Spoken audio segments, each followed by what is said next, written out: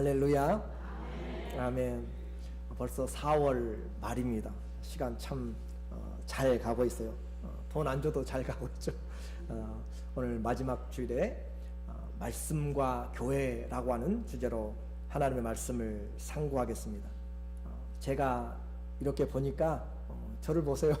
제가 이렇게 보니까 미인들이 많이 계세요. 미인들이. 미인이 누구냐면 미소 짓고 인사하는 사람들입니다. 우리 옆에 사람에게 미소 짓고 인사 한번 했으면 좋겠어요. 당신은 미인이십니다. 사랑합니다. 옆에 사람들.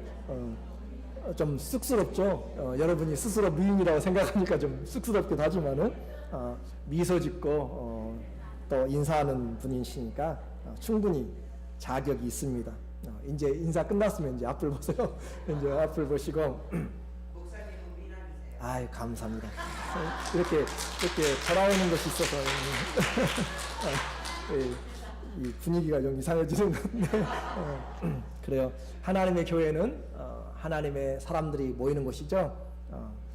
체육관에 가면은 어떤 사람들이 주로 보이냐면 운동하는 사람들이 체육관에 갑니다. 그래서 그 사람들은 몸으로 살아요. 몸으로. 그렇죠? 일어나고 뛰고 달리고 몸으로 할 수 있는 대로 그렇게 하려고 하는 사람들이죠. 도서관에 가면은 사람들이 책으로 살아요. 연구하고 찾고 자료를 찾고 몇백 년 전, 몇천 년 전의 자료들을 찾고 미래를 연구하면서 책을 가지고 살아요. 또 은행에 가면 이제 뭘로 살겠어요? 돈으로 살겠죠? 돈으로 집을 어떻게 살까? 차값을 어떻게 페이할까? 어떻게 디파짓을 하고 돈을 찾을지 그렇게 돈을 가지고 생활한단 말이죠. 오늘 우리에게 주님은 시선을 이제 교회로 돌리면 교회는 무엇으로 사는가? 여러분이 한번 생각을 해보세요. 교회는 무엇으로 살 것 같습니까? 오늘 본문에 보니까 하나님의 교회는 하나님의 집이다 라고 이렇게 이야기해요. 이 교회가 뭐라고 이야기한다고요? 하나님의 집이다. 3장 15절에 그렇습니다. 내가 만일 지체하면 너로 하나님의 집에서 어떻게 행하여야 할 것을 알게 하려 함이니. 교회가 하나님의 집, 이 오이코스란 말은 집이라는 말도 되지만 가족이란 말도 같이 씁니다. 그러니까 교회는 하나님의 가족이다 라고 하는 것이에요. 여러분이 교회 올 때 기분이 찝찝하고 기분이 안 좋으면 가족이 아닌 것 같죠. 그렇죠? 어떤 어려움이 있어도 힘들어도 가족에게 전화하고 위로를 받고, 그래서 집에 가면, 아버지 집에 가면, 어머니 집에 가면, 우리 가족의 집에 가면 스윗 홈이에요. 그 집이 어떻든지 간에 그 집이 가장 사랑이 있고 은혜가 있고 용서가 있고 말 안 해도 편안함이 있는 것, 갖지 못하여도 누리지 못해도 그것이 바로 집입니다. 오늘 교회는 다른 집이 아니라 하나님의 가족이 모이는 것이에요. 이 얼마나 벅차고 얼마나 놀라운 이야기예요. 이 세상 어디가 하나님의 가족이라고 그렇게 모일 수가 있어요? 교회를 하나님이 말씀하시기를 내 집, 내 가족이 모이는 것이다. 여러분을 하나님이 지금 하나님의 패밀리로 받아들인 것이에요. 여러분, 하나님 여러분을 자녀와 아들과 딸로 받아들여서 너희가 내 가족이기 때문에 내 집에 모여라. 오늘 주일에 특별한 사정이 없이 그냥 이곳저곳에서 각기 처소에서 머무르고 있다면 그 사람들은 하나님의 집이라고 하는 것들을 생각을 제대로 못하고 있는 것이죠. 하나님의 집, 우리는 하나님의 가족이라고 하는 그 놀라운 은혜를 받았습니다. 그리고 그 집은 또 어떻게 표현하냐면 살아계신 하나님의 교회다. 살아계신 하나님의 교회. 이 말에 우상을, 이방인들은 우상을, 죽은 우상을 만들어서 섬겼어요. 죽은 우상, 또 없는 우상을 상상 속에 만들어서 또 있는 피조물들을 세워서 해와 달과 또 모든 동물들을 세워서 만들어 놓고 돌부처를 깎아 놓고 하루방을 깎아 놓고 금을 씌워 놓고 그렇게 빌고 또 한단 말이죠. 그것과 다르게 하나님은 죽은 우상이 아니라 살아계신 하나님이시다 라고 하는 것이고, 그 교회가 바로 살아계신 하나님의 이 교회가 바로 그 집이다 라고 말씀합니다. 그리고 또 한 가지 우리에게 이야기해요. 하나님의 집은 진리의 기둥과 터라. 진리의 기둥 그리고 진리의 터가 바로 교회다. 그래서 여러분이 하나님의 집 교회를 생각하면 이제 떠올라야 돼요. 이 교회를 생각할 때 우리에게는 하나님의 가족이다 라고 하는 것, 패밀리다 라고 하는 것이 떠올라야 되고, 또 그 하나님의 집에는 하나님이 계신다, 아버지가 계신다 라고 하는 것이고, 그곳에는 진리가 흘러나오는 것이고, 그리고 그 진리의 터 위에서 인생이 건축되어 간다는 것을 생각을 하게 됩니다. 오늘 이 모든 것을 다 말씀드릴 수는 없고, 제가 한 가지를 중점적으로 이제 말씀을 드리겠어요. 하나님의 집 이제 하면은, 교회 하면 여러분에게 생각되는 것이 예배라고 하는 것이겠죠. 그 예배의 중심이 바로 하나님의 말씀입니다. 그러므로 하나님의 교회에서 말씀이 없이 아무리 장사가 잘 되고 아무리 사람들이 많이 모이고 아무리 레크레이션을 하고 클럽 활동이 많고 해도 그것은 다 하나님의 집과는 상관이 없는 것이죠. 하나님의 집이 될 수 있는 것은 하나님의 말씀이 있기 때문에 그렇습니다. 하나님의 말씀이 선포되고 그 말씀을 듣고 순종하는 사람들이 교제를 하고, 순종하는 사람들이 섬김을 하고, 순종하는 사람들이 주 앞에서 기도하고, 순종하는 사람들이 서로 나누는 것이죠. 말씀 앞에 나이 든 자나 젊은 자나 가진 자나 없는 자나 남녀가 불문하고 하나님의 말씀 앞에 다 있다라고 하는 것이에요. 그래서 교회 하면 우리는 하나님의 말씀이 우리 가운데서 들려지는 그것을 잊지 말아야 될 것입니다. 바로 그 하나님의 말씀, 그 말씀 앞에 우리가 왜 그렇게 순종하는가? 바로 하나님 자신이 말씀하시는 하나님이시기 때문에 그렇습니다. 하나님은 어떤 하나님이세요? 말씀하시는 하나님. 앞을 봐야 답을 알죠. 하나님은 어떤 분이세요? 말씀하시는 하나님. 하나님은 말씀하신다. 말하는 것은 살았다는 것이고, 말한다는 것은 자기의 속을, 마음을 표현한다는 것이고, 말한다는 것은 자기가 무엇을 나타내고자 하는 자기의 뜻을, 의지를 가지고 있다는 것이죠. 그래서 말한다는 것은 인격을 표현합니다. 그 하나님이 인격이시고 그분의 뜻을 뭘로 나타낸다고요? 말씀으로 나타낸다고요. 그러니까 하나님을 알고 싶으면 하나님의 말을 잘 들어봐야 돼요. 우리 지금 한국에 또 북한에 지금 아주 갑자기 분위기가 많이 바뀌었죠. 이 말을 했는데, 이 평화에 대한 시작했는데 이 말을 정말 믿을 수 있느냐 없느냐 아주 난리가 아닙니다 지금. 왜요? 사람의 말은 언제 바꿔질지 모르기 때문에, 그 속이 어떤 마음을 가지고 있는지 모르기 때문에. 그래서 오늘 우리는 하나님은 인격이시고 그분의 뜻을 말씀으로 나타내시는데, 우리가 모두가 다 하나님은 그분의 마음을 알기를 원해요. 감춰놓지 않았고 다 알기를 원하시는 하나님. 그래서 그분은 계속적으로 우리에게 알려왔어요. 히브리서 1장 1절과 2절에 보니까 옛날에 선지자들로 여러 모양으로 우리 조상들에게 말씀하신 하나님이 이 모든 날 마지막에는 아들을 통하여 우리에게 말씀하셨으니, 하나님은 입을 딱 닫고 나는 위험하다, 천기누설하지 않는다 그런 분이 아니시고, 하나님의 마음을 자녀에게 열어놓고 알기를 원한다, 할 수만 있으면 깨닫기를 원하도록 주님은 우리에게 열어주셨단 말이죠. 그래서 선지자들을 통하여서, 하나님의 종들을 통해서 계속적으로 알려왔고, 그리고 마지막 때는 누구를 통하여서요? 아들 예수 그리스도를 통하여서 우리에게 하나님 아버지의 마음을 다 열어놓았어요. 그래서 예수님이 오신 것은 하나님의 마음을, 하나님의 이름을 가지고, 하나님의 말씀을 가지고 와서 우리에게 다 열어주셨다라고 하는 것이에요. 그래서 하나님을 가장 잘 알려면 누구를 만나면 되는 것이에요? 예수님을, 아들을 알면, 아들을 만나면 그 아버지를 가장 잘 알 수 있도록 그렇게 하신 것이죠. 이제 그 하나님께서 말씀을 하심으로 그 말씀을 들으면 그분의 뜻이 우리에게 다가오게 되고 우리 인생의 시작과 인생의 마지막을 그 말씀 가운데서 알게 되고 이 세상 분주하게 살아가요. 그런데요, 아무리 발버둥 치고 살아도 100년, 120년이에요. 그리고 다 안개처럼 사라져갈 것입니다. 그러나 그 말씀을 들으면 이 온 세상의 시작과 끝과 또 영원한 것까지 우리에게 주님은 다 알려주셨어요. 우리에게 하나님의 그 풍성하신 측량할 수 없는 지혜를 말씀을 통하여서 알려주셨다라고 하는 것이죠.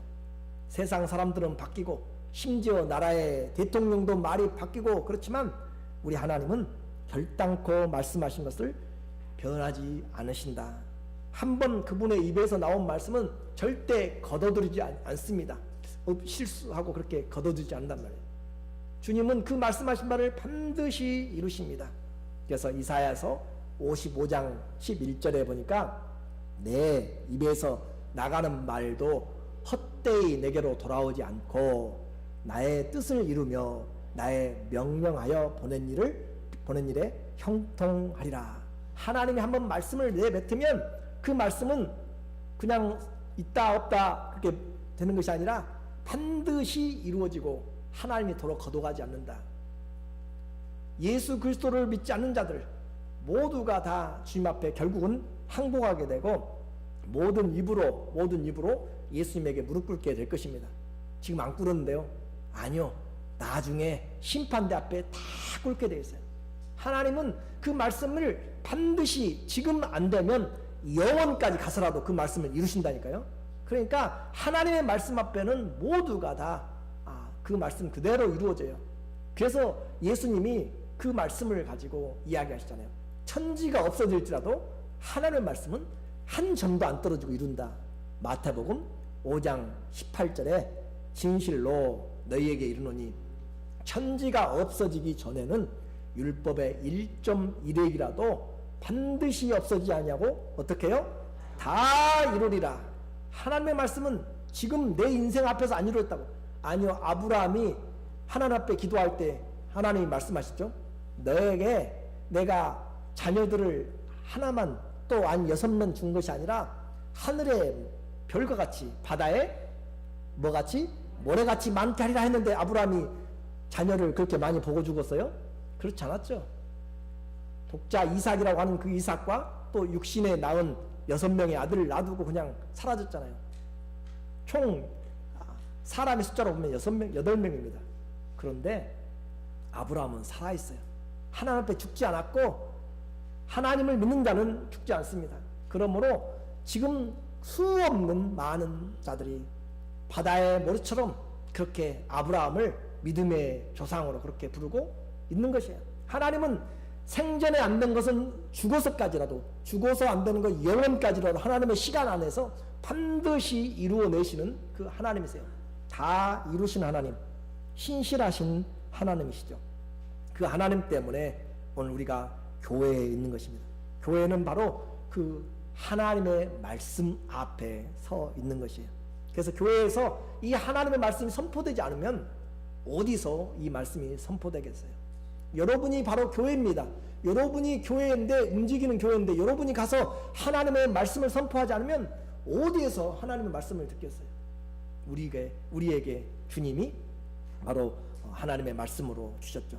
그 말씀을 듣고 순종하는 것이죠. 이것이 최고의 지혜고요. 이것이 최고의 능력이고 최고의 은혜입니다. 이제 그 말씀이 나에게 도대체 무슨 상관이 있는가? 그걸 더 깊이 보면 좋겠어요.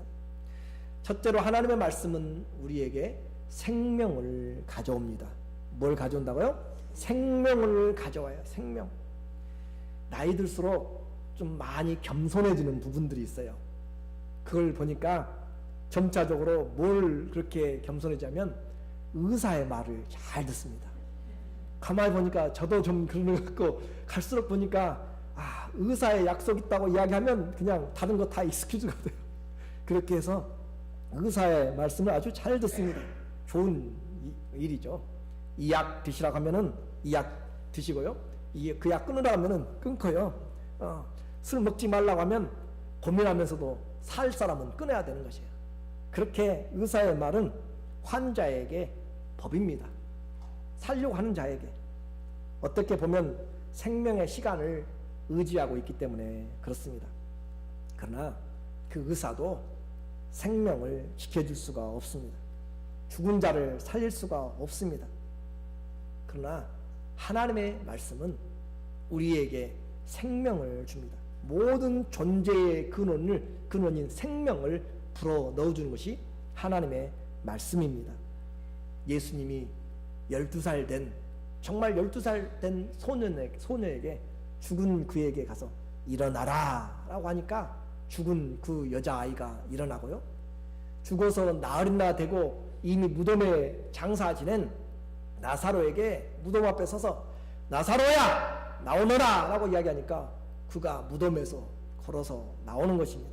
하나님의 말씀은 바로 생명을 일으키고요. 하나님의 말씀은 바로 생명을 주는, 그 생명 주는 말씀입니다. 요한복음 6장 63절에 주님은 아주 기가 막히는, 기가 뻥 뚫리는 이야기 하세요. 살리는 것은 영이니 육은 무익하니라. 내가 너희에게 이르는 말씀이, 말이 영이요 생명이라. 그 영은 생명을 주는 것입니다. 그 내가 너희에게 이르는 말이 영이다. 보이지 않지만 우리에게 생명을 주는 것이고 그 말씀이 생명의 능력을 세워 놓습니다. 그러므로 예수님의 말씀을 들으면 죽은 영혼이 살아나게 되고 예수님의 말씀을 들으면 우리의 심령이 소성케 되는 것입니다. 바로 생명이 하나님의 말씀에 있다라고 하는 것이죠. 그래서 교회는 바로 이 생명의 말씀, 예수님의 말씀이 흘러나온 것입니다. 그것을 듣는 것입니다. 주님 말씀하시면 그 말씀대로 믿으면 그대로 이루어지는 것이죠. 그래서 내게로 들어오며 나가며 생명을 얻되 풍성히 얻느니라. 예수님을 만나고 말씀을 들으면 생명을 얻되 풍성히 얻어요. 제가 가장 은혜 받는 시간이 언제인지 아세요? 제가 가장 일주일을 살면서 가장 은혜 받는 시간이 언제냐면 설교 진짜 힘들어요. 힘든데 준비하면서 엄청 은혜를 받습니다. 힘든데 정말 은혜를 받아요. 그리고 또 언제 은혜를 받냐면 예배 주일날 앞에 서서 찬양하는데 그 찬양 하나, 가사 하나만 제대로 붙잡아도 내 염려와 걱정이 놓아지고요. 하나님에 대한 믿음의 소망이 확실하게 생기고요. 이 말씀 한 절만 제대로 내가 깨달아도 내 앞에 다가오는 모든 것들에 대해서 담대함을 느끼게 됩니다. 예배 드릴 때, 예배를 준비할 때 하나님의 은혜가 몰려들어오는 것이고 그 말씀에서 내가 일어나는 것이고 그 말씀이 우리에게 새 능력을 주는 줄로 믿습니다. 오늘 우리에게 이와 같이 하나님의 말씀은 우리에게 생명을 줍니다. 주의 말씀이 생명이 된 사람들, 그 사람들은 답답함도 이기고요, 절박함도 이겨내고 어떤 죽음의 위기도 이겨냅니다. 교회는 바로 이 하나님의 생명을 전하는 것입니다. 그러니까 교회 수십 년 다니면서 이 생명에 대해서 깨닫지 못하고 붙잡지 못하고 알지 못하고 느끼지 못하면 우리는 살아계신 하나님의 집에 있는 것이 아니고 하나님의 말씀 앞에 있는 것이 아니에요. 하나님의 말씀은 우리의 생명을 풍성케 합니다. 나이들은 상관없어요. 하나님의 말씀은 우리 안에 얼마나 쌓을 수 없이 갈수록 더 깊은 하나님의 은혜와 사랑을 정말 우리에게 부어주시는 것이에요. 우리 교회에 나와서 주의 말씀을 듣는 여러분 모두가 다 영생의 말씀이 있어서 세상으로 떠나가지 않고 주님의 말씀 앞에 영생의 말씀이 계시기 때문에 내가 주와 함께 가는 그런 축복이 있기를 원합니다. 요한복음 6장 68절에 보니까 요한복음 6장 68절에 시몬 베드로가 대답하여 주여 영생의 말씀이 계심에 우리가 네게로 가리까. 기가 막히잖아요. 영생의 말씀이 있는데 어디를 가서 그 생명을 누리겠어요? 다른 사람들은 아이고 어렵다, 복잡하다, 머리 아프다, 바쁘다 하고 다 떠나가지만 너희도 가겠느냐? 생명을 경험한 사람, 생명이 풍성해지는 은혜를 받은 사람은 그래서 주일날 하나님의 교회, 하나님의 가족들이 모이는 곳에 올 때 내 마음이 즐겁고요, 내 마음이 긴장되고요, 내 마음이 얼마나 흥분되는지 가서 우리의 가족들을 봐야겠다, 가서 생명을 얻어야 되겠다라고 생각할 때 우리는 교회가 즐거운 발걸음이 되고 기쁨과 소망의 그런 장소로 변하게 될 줄로 믿습니다. 이 생명이 없으면 영원한 멸망입니다. 영원한 죽음이에요. 지나가는 이야기로 듣지 마세요. 교회는 하나님의 말씀이 선포되는데 그 말씀에는 생명이 있습니다. 반드시 살아야 되고 얻어야 될 생명을 우리에게 주시는 말씀. 그리고 두 번째로 하나님의 말씀은 빛을 가져옵니다. 뭘 가져와요? 빛을, 할렐루야. 우리 김무덕권에서 빛을 가져와요. 생명의 말씀인 하나님의 말씀이 우리 안에 들어오면 우리로 하여금 눈을 뜨게 만들어요.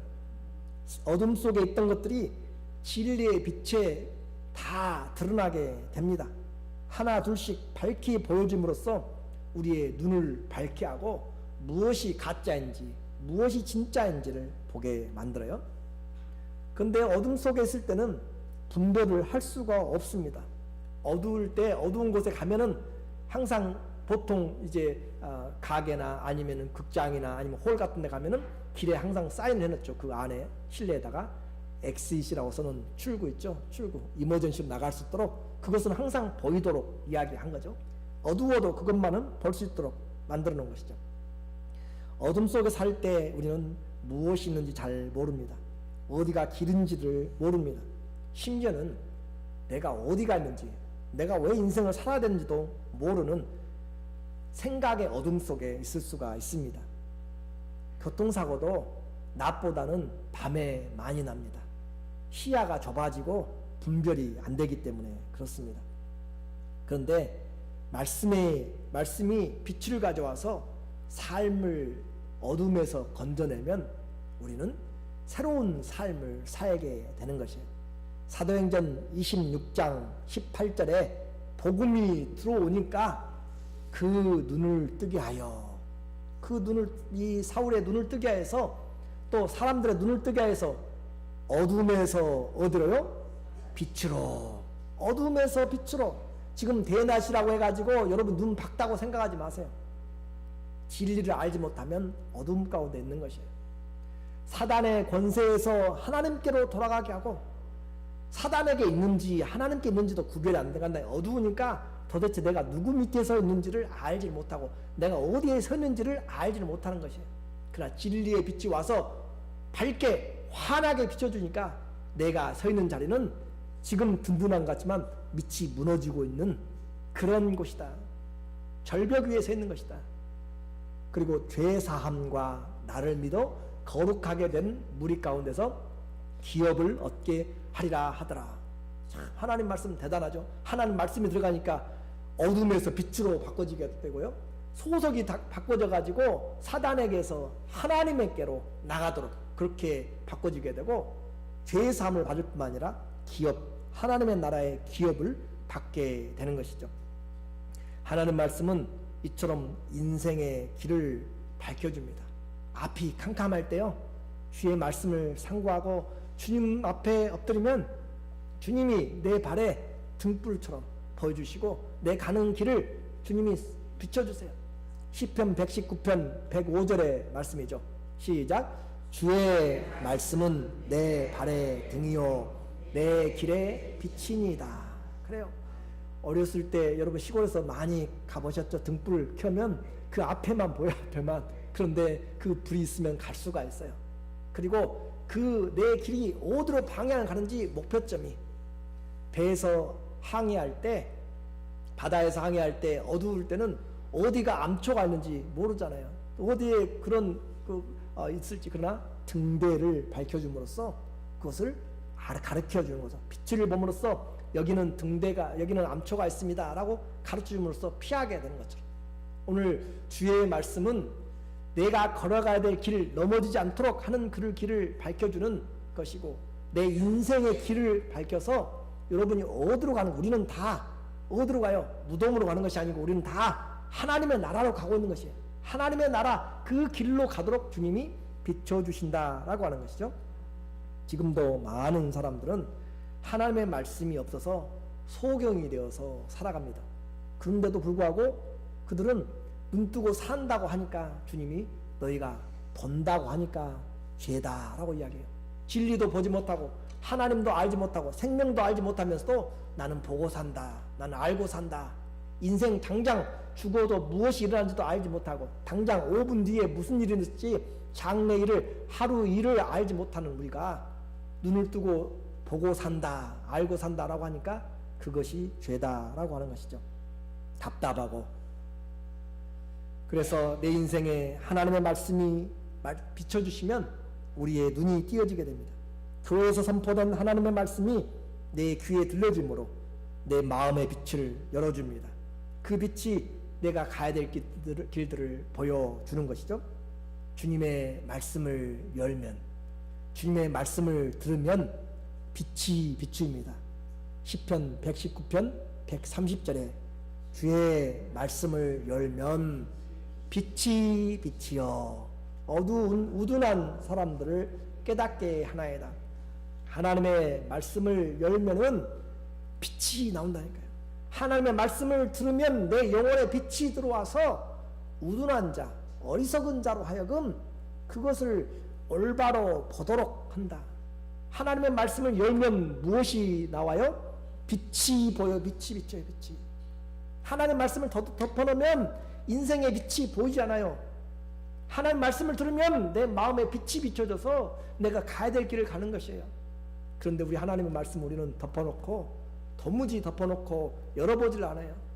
그래서 교회는 바로 하나님의 말씀을 열어서 우리가 오늘 2018년 4월 29일을 지금 어디로 살아가고 있고 우리의 장래가 어디로 가는지를 밝히 보여주고 있는 것이에요. 주의 말씀을 열면 빛이 비추입니다. 우리 교회 인생의 길을 잃은 자들이 찾아와서 길을 찾고 또 부르심을 입은 자들이 표대를 향하여서 갈 수 있는 그런 표대를 발견하기를 원합니다. 그것은 다 어디서 나와요? 하나님의 말씀을 열 때, 하나님의 말씀을 깨달을 때, 하나님의 말씀이 들려질 때, 믿어질 때 빛이 되는 것입니다. 마지막으로 하나님 말씀은 생명과 빛을 가져올 뿐만 아니라 능력을 가져옵니다. 뭘 가져온다고요?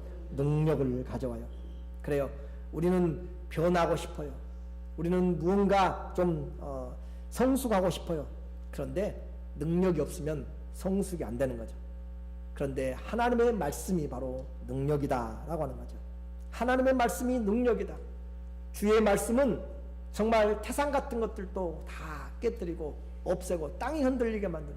그래서 주의 말씀은 우리에게 장애물 같은 숲과 같은 나무들도 다 태워버리는 불 같고 반석들도 깨뜨리는 방망이 망치 같습니다. 예레미야 23장 29절에 여호와의 말씀이니라 내 말이 불 같지 아니하냐, 바위를 쳐서 부서뜨리는 해머 같지 않냐, 방망이 같지 않냐. 이건 용광 이런 그 일반 방망이가 빨래 방망이가 아니라 돌들을 깨뜨려서 부시는 그런 폴치를 이야기합니다. 그래서 하나님의 말씀이 돌들을 다듬어서 깨서 집을 만드는 것처럼 장애물들을 다 태워서 없애는 것처럼 하나님의 말씀은 반드시 이루어지는 능력이 있다라고 하는 것이에요. 인생의 위기에서 하나님 말씀이 들어오면 우리는 일어날 힘을 얻습니다. 엘리야가 낙심하고 좌절하고 내가 이제 죽겠다라고 그렇게 포기할 때도 주님이 그를 일으켜 세웁니다. 그가 낙심하여서 굴 속에 처박혀져 있을 때도 표현이 좀 그랬어요. 그 굴 속에 있을 때도 칩과하고 있을 때도 주의 말씀이 말씀합니다. 엘리야야, 네가 왜 이렇게 하고 있느냐? 일어나서 가라 라고 그렇게 말씀하죠. 하나님의 말씀이 그를 일어나게 만듭니다. 하나님의 말씀이 다시 그를 세워서 사명을 감당하게 만드는 것이죠. 베드로가 밤늦도록 고기를 잡았어요. 밤새도록 잡았지만 한 마리도 잡지 못했어요. 그러나 말씀을 듣고 깊은 데로 가서 그물을 던지라 라고 이야기하니까 내 경험과 지혜로는 안 되지만 말씀을 의지하여 그물을 내리리다. 그랬더니 그 말씀이 고기를 그대로 2배 가득 차게 만들어냈습니다. 하나님의 말씀은 살았습니다. 하나님의 말씀은 능력이 있습니다. 하나님의 말씀은 이 보이는 것뿐만 아니라 보이지 않는 우리 생각까지 찔러서 쪼개고 관절까지 영혼까지 다 나눕니다. 죄까지 다 드러냅니다. 히브리서 4장 12절에 하나님의 말씀은 살아있습니다. 운동력이 있어서 좌우의 날선 어떤 검보다 예리합니다. 여러분의 혼을 쪼개놓습니다. 무엇이 혼적인 마음의 생각인지, 여러분의 육을 쪼개놓습니다. 무엇이 육적인 생각인지, 그리고 여러분의 영을 골라냅니다. 하나님의 말씀은 영을 여러분에게 전달합니다. 내 말은 영이요. 하나님의 말씀이 와서 영원한 영으로 여러분의 육체와 또 마음들을 변화시켜 나갑니다. 그리고 관절과 골수를 찔러 쪼개기까지 하면서 다른 것들로 안 되는 것, 주의 말씀으로 고쳐나가기 시작하죠. 또 사람의 마음과 생각과 뜻을 감찰해서 다 살피십니다. 하나님의 말씀 앞에 다 드러나게 돼 있어요. 다 드러나서 하나님 앞에 벌거벗은 것처럼 말씀에 들어가니까 전부 다 드러나게 돼 있어요. 말씀 앞에 감출 것이 없습니다. 그 말씀이 살아서 여러분의 영혼을 탐색하고 여러분의 육체와 모든 마음의 생각까지 하나님 말씀이 비추어서 다 빛을 비추어서 하나님 말씀이 열어지니까 빛이 비추어서 어둠 가운데 있는 생각까지 다 드러내고 우리의 모든 것들을 드러냅니다. 말씀이 능력입니다. 세상 어느 것도요, 우리의 생각과 영과 관절과 이 모든 것들을 드러낼 수 없습니다. 과학자들이 이제 연구하면서 고문하면서 머리에다가 거짓말 탐지기를 해가지고 그걸 연구하잖아요. 그렇게 하고 있고 또 이제 뇌에서 생각하는 것들을 잡아내가지고 그 사람을 컨트롤하려고 하는 그런 단계까지 와 있습니다. 그런 보이지 않는 것도 하나님의 말씀은 우리의 마음과 영과 혼과 관절과 생각과 뜻까지 다 쪼개서 드러내는 것이 하나님의 말씀입니다. 그 하나님의 말씀이 오늘 우리를 변화시킬 수가 있습니다. 변화와 성숙은 다른 것에서 되는 것이 아니라 주의 말씀 앞에서 되는 것이죠. 주의 능력의 말씀을 붙잡기 원합니다. 이제 교회는 하나님의 집입니다. 진리의 기둥과 터입니다. 힘들고 어렵고 풍파가 몰아쳐도 든든하게 세워진 기초는 무너지지 않습니다. 그래서 오랜 세월 수백 년 수천 년이 지나간 그런 고대 건물의 그 기둥과 터가 그대로 남아있어요. 이건 세상적인 것이죠. 그런데 하나님의 영원한 말씀, 그 말씀, 교회는 하나님의 진리의 기둥과 터다. 그 기둥과 터가 되어 있는 그 교회, 그 진리의 말씀은 영원히 흔들리지 않습니다. 말씀이 교회를 붙잡고 있습니다. 그리고 교회는 그 말씀을 선포합니다. 기둥의 역할은 지붕을 세우는 것도 있지만, 건물을 세우는 것도 있지만 멀리서도 보게 만듭니다. 교회는 바로 그와 같이 하나님의 나라를, 가족들을 세워나가고 또 세상으로 하여금 교회가 생명이 이곳에 있고 또 우리에게 하나님의 빛이 있고 또 능력이 있음을 세상으로 보도록 그렇게 하는 것이죠. 교회는 바로 이 진리의 기둥과 터가 됩니다. 우리 자녀들에게 가르쳐야 될 것, 바로 이 말씀이죠. 성공하는 가장 위대한 비결도 하나님의 말씀을 가까이 하는 것입니다. 또 행복하게 사는 비결도 하나님의 말씀을 가까이 하는 것입니다. 우리 자녀들 모두가 다, 또 내 인생도 하나님의 사람은 하나님의 말씀으로 살아갑니다. 저는 우리 교회가 이제도 해왔지만 앞으로도 더 분명하게 진리의 기둥과 터 위에 세워져서 하나님의 가족들이 모이기를 원하고 그 교회에 들어온 모든 자들에게 생명을 얻되 풍성하게 얻으며 그들이 주님 앞에서 빛된 삶으로, 다른 것이 아니라 그리스도의 말씀을 열면, 그 말씀에 순종하면 빛이 비추어서 살게 되는 것이고 거기에 능력이 따르게 됩니다. 하나님의 가족, 우리의 모임입니다. 살아계신 하나님이 계신 곳, 우리의 교회입니다. 흔들리지 않는 진리를 붙잡고 그 능력으로 세상을 이겨내는 것도 바로 교회입니다. 오늘 우리의 교회가 또 여기에 모인 하나님의 가족들이 이 말씀을 가지고 하나님의 말씀이 세상을 변화시키는 생명과 빛과 능력으로 다시 한번 우리 속에서부터, 우리의 모임에서부터 불일듯 일어나는 영원한 하나님의 축복이 있기를 예수님의 이름으로 축원합니다. 아멘. 기도하겠습니다.